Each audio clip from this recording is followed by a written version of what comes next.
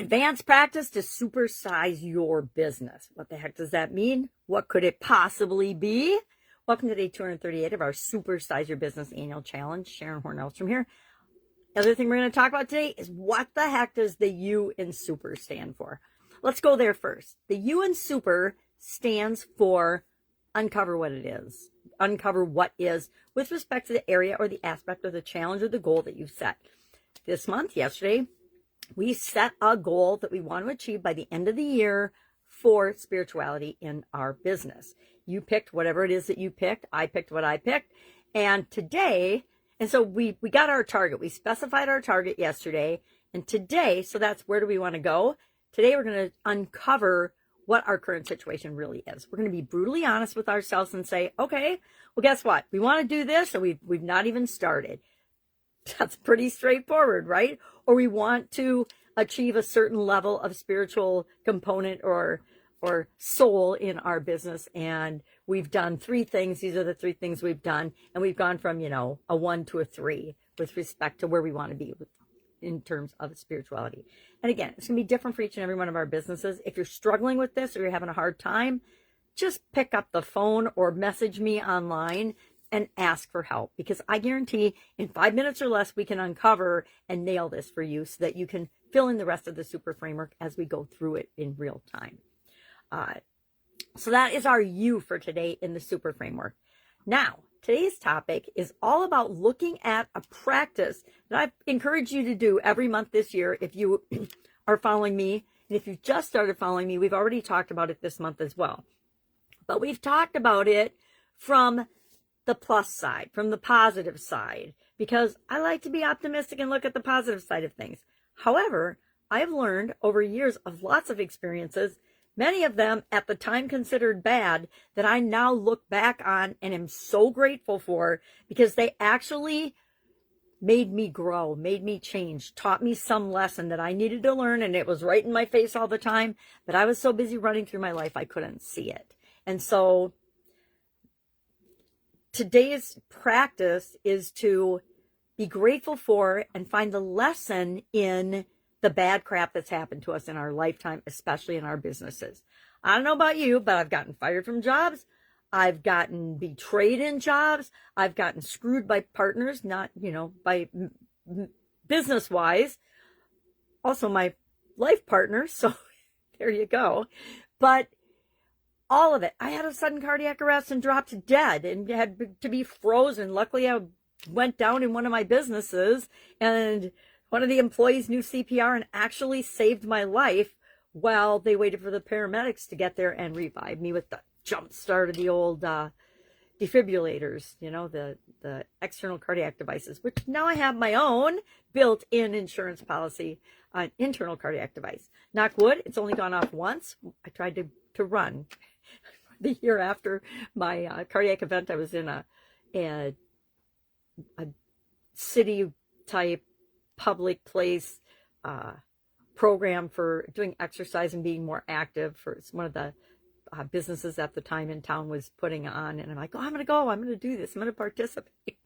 And lo and behold, we were doing they're called Indian sprints, where you run really fast for a bit and then you walk. Then you run really fast for a bit and you walk. Well, guess what? When I ran really fast, because I'm not really a runner anymore, it set my box off. My heart rate went up too high and it set it off and kicked me twice from the inside out. And when they say it's like getting kicked in the chest from a donkey, they are not kidding.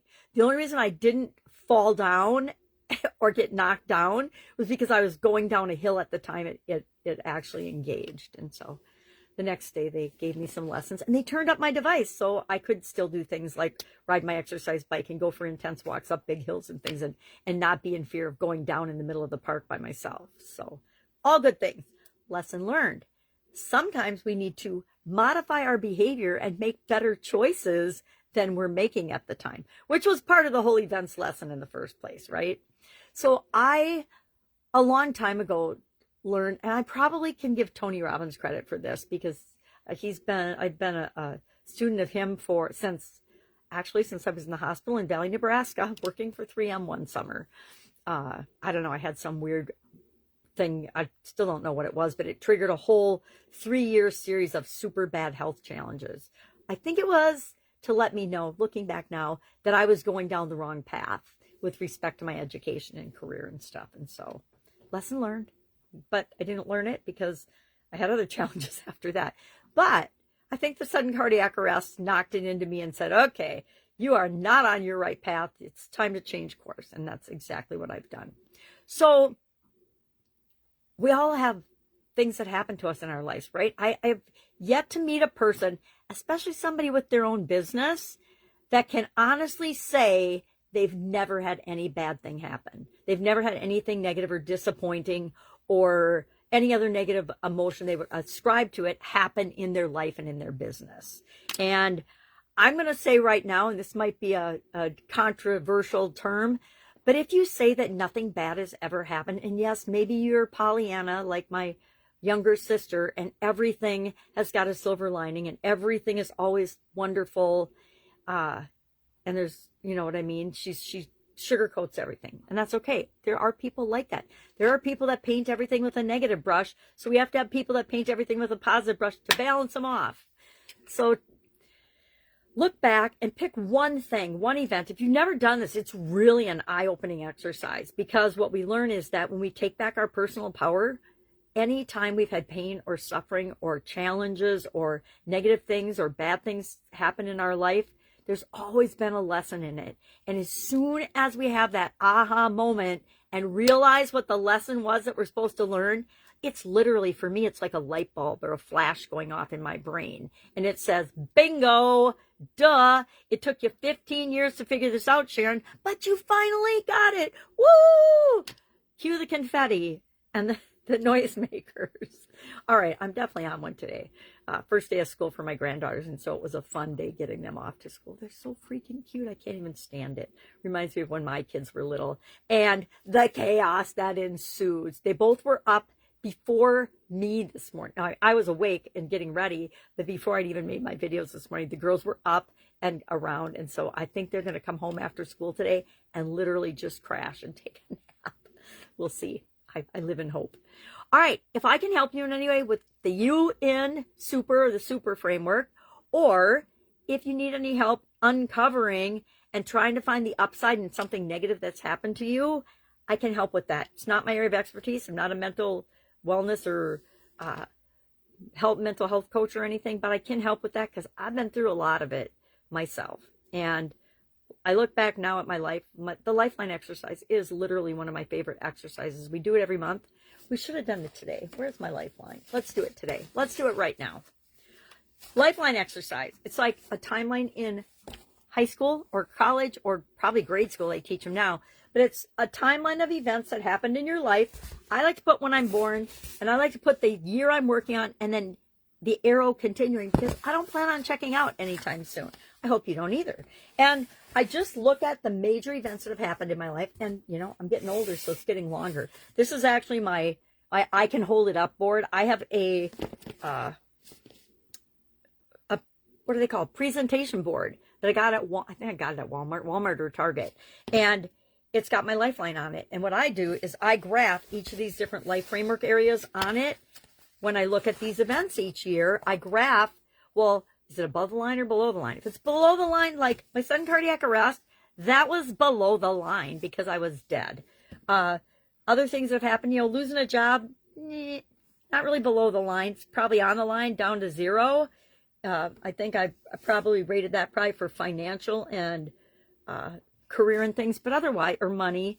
But those things are the biggest positive changes that I've made in my life. The biggest, I don't want to use the word pivot because it came out in COVID, but it's what it is. It's when we change direction. I will say change direction, but it's the same as pivoting. Whatever word works for you. I'm finding with AI and all the AI that's around now, there are certain words and phrases that get repeated ad nauseum, and it would be one of my pet peeves. And then I catch myself using those phrases, and I get pet peeved at myself. All right. So Lifeline exercise, you could do one of those if you haven't done one yet for the area of spirituality. All the big spiritual events that have happened in your life. You know, for many of us, it's pretty traditional. You know, CCD, getting confirmed, baptized, all those things. And whatever's appropriate for your spiritual beliefs and things and practices. You could graph those things And are they above the line or below the line? Sometimes bad things happen, and they're definitely below the line for us. All right. If I can help you ask, reach out and ask. Otherwise, you're welcome to join us in our free Supersize Your Business School community on the school platform. If you're interested in that, this is where we go deeper in these discussions, and we discuss each of these daily challenges. If you just ask me, I will let you into the challenge for free, and you can go back and you can be, it's day 1 today, 238 today. They're all in there and available in order if you like to go in order. And remember, I change the order up every year in my other challenge. So I did the same thing this year in this challenge because I'm aligning them. And so you could go back and you could say, okay, well, she's already done financial. I'm going to go back and do the financial month. Or she's already done, I can't remember what all I've done already, almost all the areas. But I've done a lot of them, right? This is month 8. So we've done 7 different areas of the 9-area life framework. That's it. Go out, make it an amazing day, and I will, of course, be with you tomorrow.